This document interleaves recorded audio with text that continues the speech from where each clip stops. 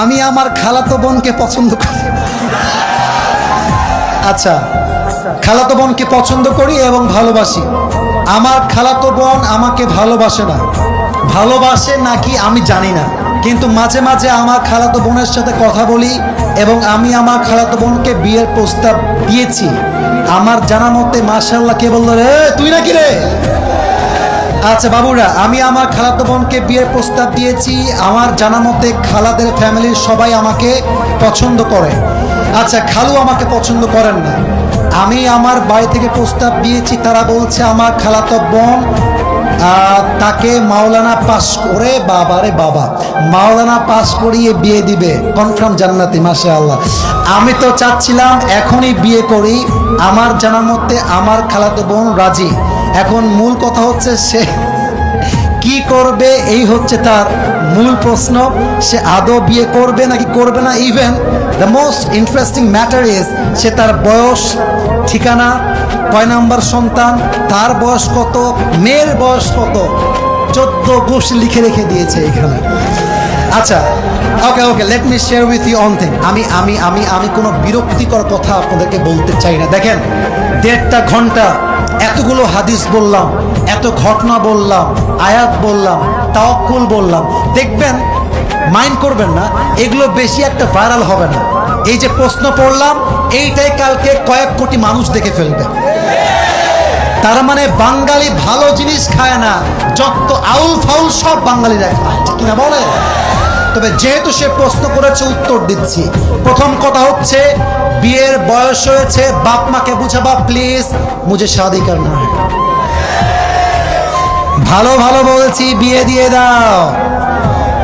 নয়তো যদি না মানো, যদি আমি দেখি আমার চরিত্র নষ্ট হচ্ছে দিন দিন, আমি সবাইকে বলবো বিয়ের জন্য যদি বাপ মা রাজি না হয়, নিজে বিয়ে করবা, পরে গিয়ে বাপ মাকে বলবা বিয়ে করে ফেলেছি, যা করতে চাও করো, আই ডোন্ট কেয়ার। এখন অনেক মুরব্বী আমার উপরে হয়তো অভিযোগ তুলবে, হুজুর আপনি যুবকদেরকে খারাপ দিকে মোটিভেট করছেন। মুরব্বী, একদমই নয়। আমি মনে করি জেনার চাইতে 1000 গুণ বেশি উত্তম সেই বাপ মাকে অমান্য করে বিয়ে করা, যে বাপ মা সন্তানের চরিত্র নষ্ট হচ্ছে দেখেও বিয়ে দিতে চায় না। তুমি আমার বাপ, তুমি আমার মা, তুমি দেখতেছো দিন দিন আমি মেয়েদের নেশায় আসক্ত হচ্ছি, আমি পার্কে যাচ্ছি, আমি প্রেম করতেছি, মেসেঞ্জারে, হোয়াটসঅ্যাপে, হোয়াট এভার ইট ইজ, আমি নষ্ট হচ্ছি। তুমি মা হয়ে যদি আমার দায়িত্ব নিয়ে না বোঝো, বাপ যদি আমাকে না বোঝে, কাউকে দরকার নাই, আমি ইমামকে নিয়ে বিয়ে করে ফেলবো যুবক ভাই। এটা বাধ্য হয়ে বললাম। কেন বললাম? আজকালকার সমাজে প্রেম করা সহজ, বিয়ে করা কঠিন হয়ে গিয়েছে। যখন বিয়ে করতে যাবেন, বলবে না যে বাবা তুমি কি নামাজ কালাম পড়ো, আগেই একটাই প্রশ্ন, তুম पैसे कितने कमाते हो पहले मुझे ये बताओ। একজন যুবক কামাই করে 15,000 টাকা, তাগড়া যুবক, আব্বা বলে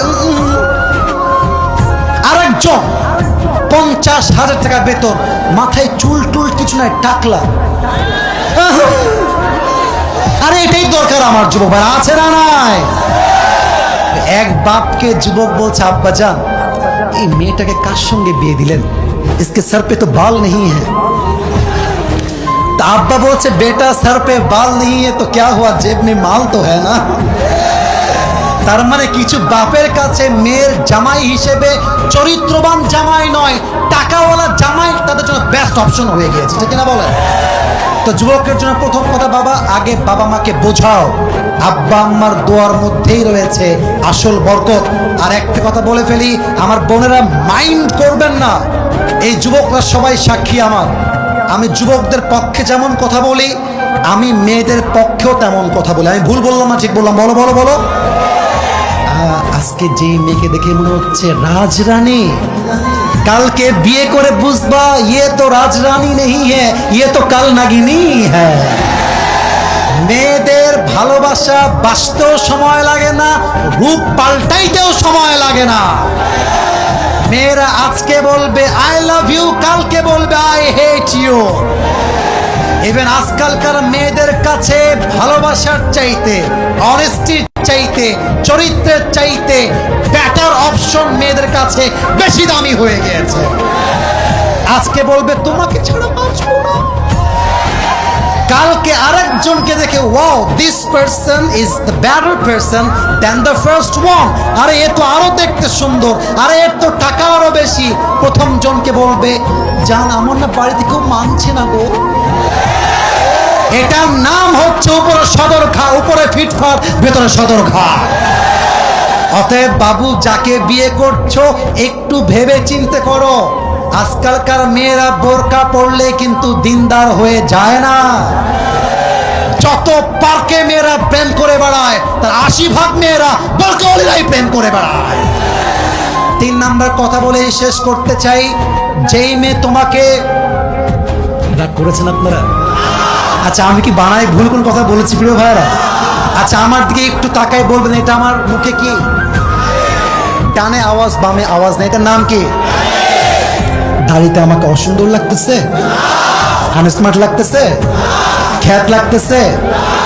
অনেক মেয়ে বলে দাড়িওয়ালা নাকি খ্যাত। আমি একটা কথা বলেই ফেলছি, যাদের দাড়িওয়ালা পছন্দ না এই সমস্ত মেয়েদের জন্য বিটিএস এর হিজড়া ছাড়া পারফেক্ট অপশন আমার কাছে না। আরে যেই মেয়ে আমাকে দাড়ির জন্য বিয়ে করতে চাইবে না, সোজা কথা বুকের দাপট নিয়ে বলবো সে আমার বাড়ির বউ হোক, যোগ্যতাই তো রাখে না রাজবাড়ির। যে আমাকে নবীর সুন্নাহ দেখে বিয়ে করবে, welcome in my life, I will be with you forever, I will be there for you no matter what. তুমি আমাকে নবীর জন্য ভালোবাসবা, আল্লাহর জন্য ভালোবাসবা, অ্যাকসেপ্টেড। তুমি আমাকে টাকার জন্য ভালোবাসবা, তোমার মতো মেয়েকে আমি 2 পয়সা পরোয়া করি না যুবক। আল্লাহ প্রত্যেকটা মেয়েকে দিনদার যুবককে বিয়ে করার তৌফিক দান করুক, বলেন সবাই আমিন। আল্লাহ প্রত্যেকটা যুবককে দিনদার খাদিজার মতো মেয়ে পাওয়ার তৌফিক দান করুক, বলেন সবাই আমিন।